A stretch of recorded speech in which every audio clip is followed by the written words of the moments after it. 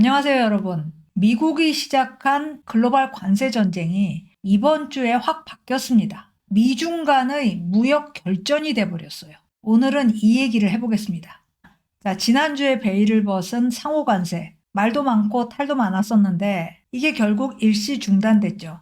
자, 4월 9일 0시를 기해서 전 세계 60개국을 상대로 발효가 됐는데 그날 오후 발효되고 13시간 후에 트럼프 대통령이 상호관세 90일간 유예한다. 이렇게 본인 SNS에 메시지를 날렸습니다. 중국에 대한 관세는 더 올렸어요. 104%였던 것을 125%로 상향해서 즉시 발효한다. 이랬고요. 그리고 이틀 후쯤에 125%가 아니라 펜타닐 관련 관세까지 포함시켜야 되니까 145%다. 이렇게 확인을 해줬어요. 그리고 상호 관세는 이렇게 연기가 됐는데 기본 관세는 그대로 갑니다. 미국에 들어오는 모든 수입품에 대해서 10% 일률적으로 과세한다. 이건 그대로 가는 거고요. 그리고 업종이나 품목 관세 이것도 그대로 유지됩니다.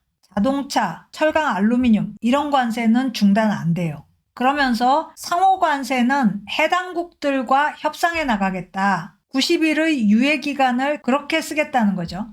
일본 그리고 한국과 가장 먼저 협상을 시작할 거다. 이런 얘기도 했고 지금 그렇게 진행되고 있는데 약간 불길하긴 합니다. 왜 일본과 한국이냐? 2018년 트럼프 1기 때 주요국에 관세폭탄 투하했을 때 한국과 일본만 그냥 그대로 받아들였어요. 보복관세 안 내걸었습니다. 그래서 트럼프 대통령한테는 이 나라들은 순종적이다 이렇게 각인돼 있을 수도 있죠. 이번에도 양보 쉽사리 받아낼 수 있을 것이다. 이래서 맨 앞줄에 세웠을 수 있어요. 어쨌든 상호관세는 현재 일시 중단된 상태입니다. 트럼프 대통령의 이 결정에 주식시장이 대반등했어요. 나스닥은 12%, S&P 500은 9.5%, 다우존스 산업평균은 7.9% 각각 이렇게 올랐습니다.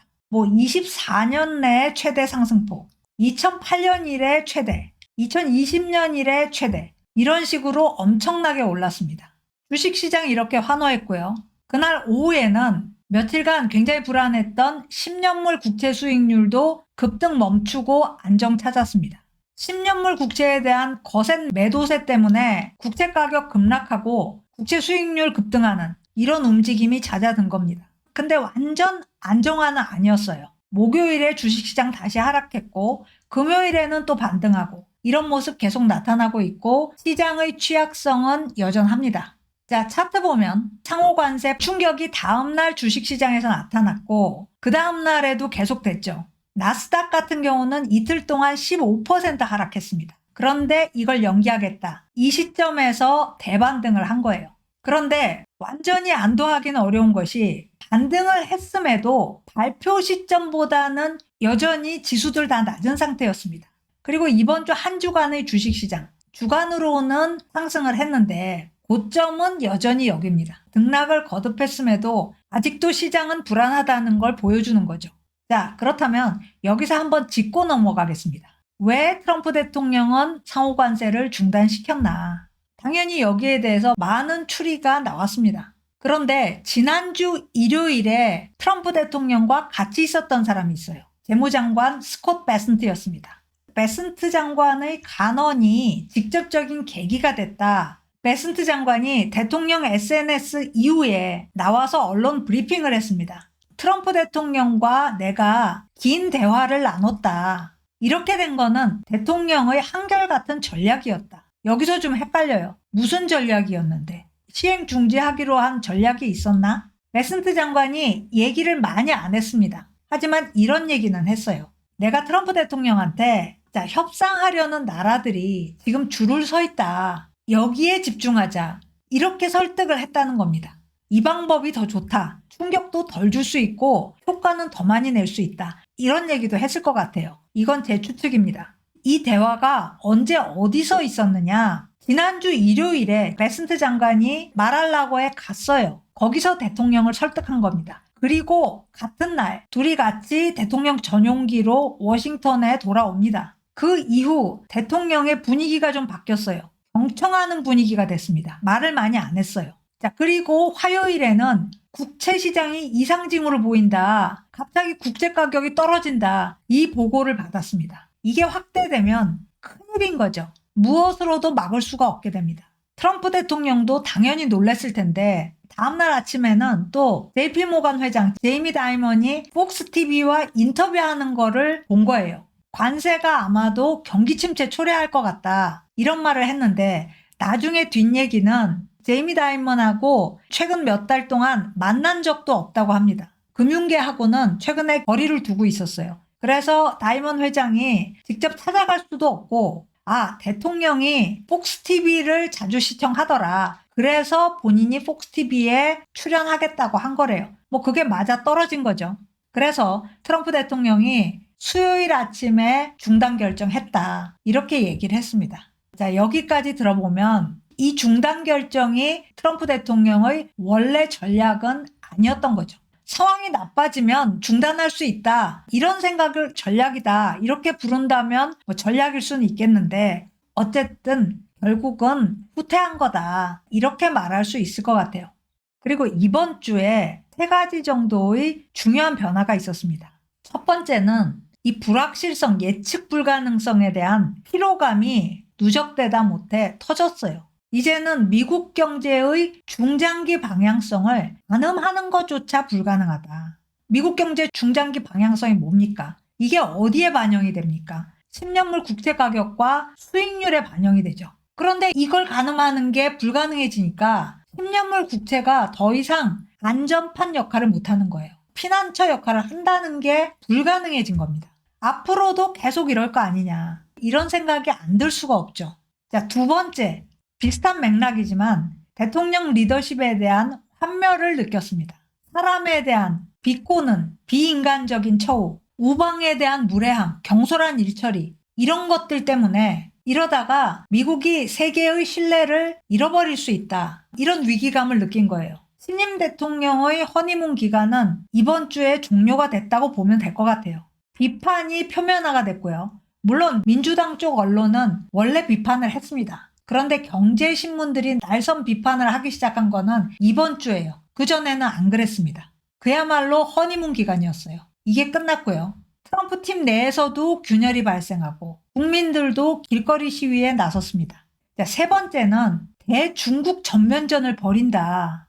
이거 불안하다. 이렇게 된 거예요. 미국이 그만큼 강하지 않은데 경제적 득실은 어떻게 될까? 미국 기업들과 미국 소비자들의 손해가 얼마나 될까? 이런 걱정을 안 할 수가 없죠. 당장은 상호관세라는 최악의 위험은 면했지만 결국 미국이 패배하는 게임 아닌가. 이 불안감이 한 주 사이에 만연해졌습니다. 자, 글로벌 관세 전쟁이 갑자기 미중 결전으로 국면 전환을 했어요. 미국은 중국으로부터의 수입품에 대해서 145% 관세를 발동했습니다. 그러면서 그 수요일 SNS에 미국과 다른 나라들에 대해 중국이 그동안 바가지를 씌워왔는데 이거 더 이상 용인되지 않는다는 것을 중국이 빨리 깨닫기를 바란다. 이런 얘기를 썼어요. 자, 미국이 중국한테 내건 관세 104%에서 125%가 됐다가 이제는 145%가 됐습니다. 근데 이거 다 마찬가지예요. 그냥 숫자만 올린 거예요. 104%도 이미 교역이 불가능한 관세입니다. 교역 중단될 수밖에 없는 상황을 만든 거예요. 이걸 2018년 트럼프 1기 때의 관세 폭탄과 비교를 해보면 그때 15%, 20% 이런 식으로 부과를 했습니다. 그때 중국이 어떻게 했느냐? 미국에 있는 수입업자들한테 중국 수출에 대한 리베이트를 지급했어요. 15%, 20%면 리베이트 가능합니다. 그러니까 실질적으로 미국은 동일한 가격에 수입을 한 거예요. 그러니까 수입품 가격을 올릴 필요도 없었죠. 이게 지금까지 계속되고 있었어요. 또 한 가지가 우회 수출이었죠. 다른 나라를 통한 수출. 이것도 지금까지 계속되고 있습니다. 그런데 이제는 이거 다 불가능해졌어요. 관세율이 너무 높다 보니까 거기에 대한 리베이트 줄 수도 없고 우회 수출도 사실상 원천 봉쇄된 겁니다. 이제 어느 나라가 미국 몰래 중국을 위해서 대신 수출을 해주겠어요? 안 되는 거죠. 자, 중국도 맞받아 쳤습니다. 가장 최근 보복은 이번 주 금요일이었는데요. 미국 수입품에 대해서 125% 관세 부과하겠다. 자, 한쪽은 145% 내걸고 다른 한쪽은 125% 내걸었습니다. 도대체 이 결전이 어떤 식으로 진행될까? 세계의 가장 큰 관심사가 됐습니다. 자, 두 초강대국이 교역을 중단해버린 사례는 그렇게 멀지 않은 과거에 있었어요. 미국과 소련이 그랬습니다. 두 나라 간 교역이 거의 없었어요. 이 두 나라가 독립적인 경제 블록으로 존재했습니다. 우리가 그걸 냉전이라고 불렀죠. 이 전례대로 갈 것인가? 그러면 큰일이죠. 자, 그런데 우리가 여기서 분명히 짚고 넘어가야 될 사실이 하나 있어요. 현재 글로벌 무역을 지배하는 나라가 있습니다. 그게 중국이에요. 중국 경제 지금 여러 가지로 어렵습니다. 하지만 무역만큼은 아주 잘 되고 있어요. 작년에 중국의 무역 흑자 1조 달러였습니다. 처음으로 1조 달러 돌파했어요. 최근 5년 사이에 이 흑자 규모가 2배로 늘었습니다. 2020년 중국의 흑자 규모 0.5조 달러, 5천억 달러였어요. 그런데 5년 사이에 1조 달러가 된 겁니다. 대단하죠? 2018년 트럼프 1기 관세 폭탄을 겪으면서 중국 무역은 더 강하고 광범해졌어요. 1기 관세 전쟁 누가 이길까? 우리가 이 얘기 굉장히 많이 했는데 결론은 두 나라 모두 손해를 봤다. 승자는 아무도 없었어요. 그런데 조금 더 기간을 넓혀서 보면 중국이 이겼습니다. 중국이 이때 스스로 강해지겠다는 결심을 굳게 했어요. 2018년 트럼프 1기 때의 관세 폭탄으로 중국의 수출이 주춤했습니다. 그런데 곧바로 과거 어느 때보다 커졌어요. 이 차트가 국가별로 글로벌 수출품에서 50% 이상을 차지하는 제품 몇 개나 갖고 있는가? 이걸 보여주는 차트인데 중국이 700개를 넘고 있습니다. 2위인 EU가 200개 좀 넘어요. 차이가 점점 더 벌어지고 있습니다. 중국 주변에 무역 강자들 많습니다. 수출 많이 하는 나라들 많아요. 베트남, 태국, 인도, 싱가포르 이 나라들도 대중국 무역에서는 적자입니다. 중국이 흑자예요. 자, 그리고 중국의 대-EU 수출, EU로부터의 수입액에 비해 2배나 많습니다. 큰 흑자죠. 미국하고는 수출 수입이 3배 차이가 나요. 가장 큰 흑자를 보고 있습니다. 이 두 나라, EU와 미국으로부터의 흑자가 중국이 거둬들이는 무역 흑자의 3분의 2를 차지합니다. 이 두 나라만 가지고요. 자, 중국이 무역에서 적자를 보는 나라. 딱 두 부류예요. 반도체 수입하는 나라. 대만과 한국이 대중국 무역에서 흑자를 보고 있고요. 그리고 몇몇 원자재 강국들. 호주 같은 경우는 철광석을 호주에서 다 수입합니다. 이런 나라들 몇 개 제외하면 중국은 전 지구적으로 무역 흑자를 영위하고 있습니다. 자, 그렇다면 중국의 이 강한 수출 기세, 그 기반이 뭘까요? 가장 중심적인 기반, 바로 제조 역량입니다. 그리고 또 한 가지, 이 제조를 받쳐주는 원료 확보입니다. 자, 중국이 전 세계 제조의 3분의 1을 담당하고 있어요. 제조 랭킹 1위예요. 그런데 중국이 1위인데 중국 밑에 2위, 3위, 4위, 5위 이 4개 나라의 제조를 다 합친 것보다 중국이 더 많이 제조를 하고 있어요. 글로벌 제조 2위 어느 나라냐? 미국입니다. 좀 놀랍지만 제조가 거의 없다는 미국이 2위예요.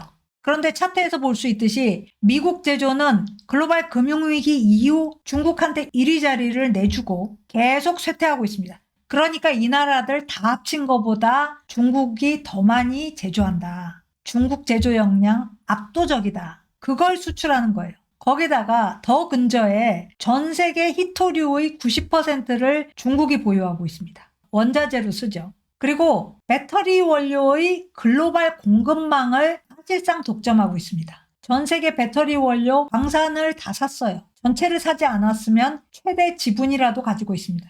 이런 식으로 중국이 제조에 그동안 각별한 공을 들였습니다. 자, 그래서 미국과 중국이 관세 전쟁을 하면 중국이 더 불리하다.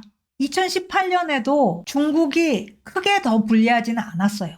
그런데도 이런 말들이 나옵니다. 미국과 중국이 관세 전쟁을 하면 중국이 더 불리하다. 왜 이런 말이 나오느냐? 중국의 대미 수출액이 5천억 달러가 넘습니다. 그런데 미국이 중국에 수출하는 금액은 1640억 달러예요. 중국이 미국에 훨씬 더 많은 금액을 수출한다. 그러니까 양국의 교역이 중단되면 중국이 미국에 수출을 못하면 이만큼 손해를 본다. 미국은 이만큼밖에 손해를 안 본다. 다시 말해서 중국에게 더 큰 손실이 된다. 이런 논리입니다. 말은 되죠.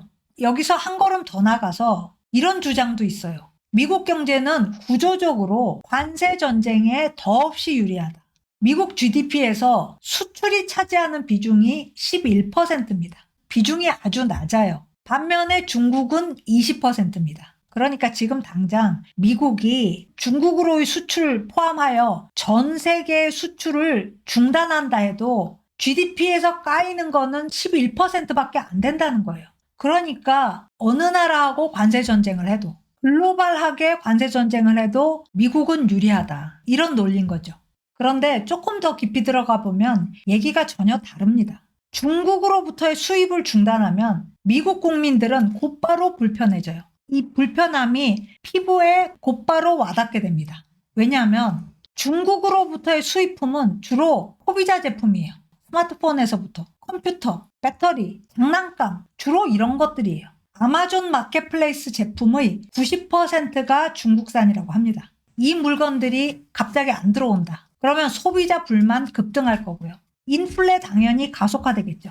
인플레의 대표 지표 CPI, 소비자 물가지수입니다. 그런데 소비자 제품이 한순간에 끊긴다면 CPI 올라갈 수밖에 없습니다. 반면 중국이 미국으로부터 수입하는 물품들, 대체로 산업재입니다. 그러니까 이런 제품들의 수입이 끊겨도 별로 느낌이 없어요. 자, 앞서 말씀드린 것처럼 중국은 2018년 미국으로부터 관세 폭탄 맞은 다음부터 수출 대상국을 그동안 열심히 넓혀놨어요. 그런데 미국은 여전히 중국 제품에 대한 의존도가 높아요. 자, 미국 시장에서 90% 이상의 점유율을 가진 중국의 수출품 140억 달러, 80%에서 89% 사이 점유율 280억 달러. 자, 이런 식으로 해서 미국 시장에서 60%에서 100%까지의 점유율을 가진 중국 제품 금액으로 따지면 1,900억 달러에 이릅니다. 50% 이상 점유율로 보면 2,100억 달러를 넘어서요. 자, 중국은 수출 대국이라서 수출을 전 세계에서 압도적으로 많이 하는 나라라서 중국 입장에서는 미국 수출은 비중이 별로 높지 않아요. 그런데 미국 입장에서는 중국 제품에 대한 의존도가 매우 높다는 거죠. 이렇게 보면 무역만 놓고 보면 관세 전쟁을 벌이면 중국이 미국보다 유리한 입장에 있습니다. 그런데 무역만 갖고 얘기하면 안 되죠. 무역 외 수단도 많습니다. 이걸 누가 더 많이 가지고 있나? 가장 중요한 핵심적인 수단이 환율이에요. 그래서 중국은 4월 9일 미중 결전이 시작되는 날을 기해서 위안화 가치를 떨어뜨리기 시작했습니다. 달러는 계획하지 않았는데 떨어지고 있어요. 미국 내 자산 매도세에 따라서 달러 가치 급하게 하락 중입니다. 여기서 차이가 있죠. 미국은 달러를 찍어낼 수는 있지만 달러 가치를 의도적으로 바꾸기는 힘들어요. 그런 면에서 중국이 유리하죠. 그리고 국제 상황이 있습니다. 중국 국제 상황은 좋습니다. 특히 중국 주식시장이 최근까지 장기간 침체를 겪으면서 중국 국민들이 국채를 많이 사기 시작했어요. 국채 가격 높고 국채 금리는 낮습니다. 중국 정부한테는 좋은 상황이죠. 미국은 반대입니다. 국채 가격 하락하고 있고 국채 수익률 올라가고 있습니다. 이 점도 미국한테는 불리한 거죠. 자, 중국은 이번 기회를 자국의 글로벌 영향력 확대에 활용할 가능성이 높습니다. 당연히 그러려고 하겠죠. 반면 미국 같은 경우 지금 당면한 과제가 상호관세 협상입니다. 현재 15개국이 준비 완료 상태라고 합니다. 이 협상을 통해서 미국이 생각하는 각종 불균형을 시정할 거예요. 이 과정에서 관계가 더 돈독해지기란 어려울 겁니다. 등을 돌릴 수도 있어요. 상대가 보복관세로 나올 수도 있습니다. 그럴 가능성 있죠.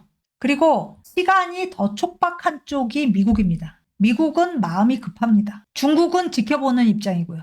그런데 이런 면은 있어요. 중국이 미국 수출 중단된 만큼 다른 나라의 수출을 푸시할 수 있습니다. 최근 몇 년 동안 푸시를 많이 했어요. 이렇게 되면 무역 상대국들의 불만이 폭발할 수 있죠. 만약에 중국의 무역 상대국들이 관세 장벽을 더 올린다. 이렇게 되면 중국의 경제 성장률 목표 5%, 이 목표가 올해는 어려울 수 있습니다. 이렇게 되면 중국에게는 경제적 패배뿐만 아니라 정치적 패배까지 안겨질 수 있어요. 그래서 관세전쟁은 윈윈이 아니라 마이너스 썸이다. 루즈루즈다. 이런 말을 하는데 이번에는 길게 갈 수 없을 것 같아요. 또 새로운 국면 전환이 곧 나오겠죠. 그게 뭘까? 지금으로서는 예측 불가능합니다. 자, 오늘 스캔 여기까지입니다. 고맙습니다.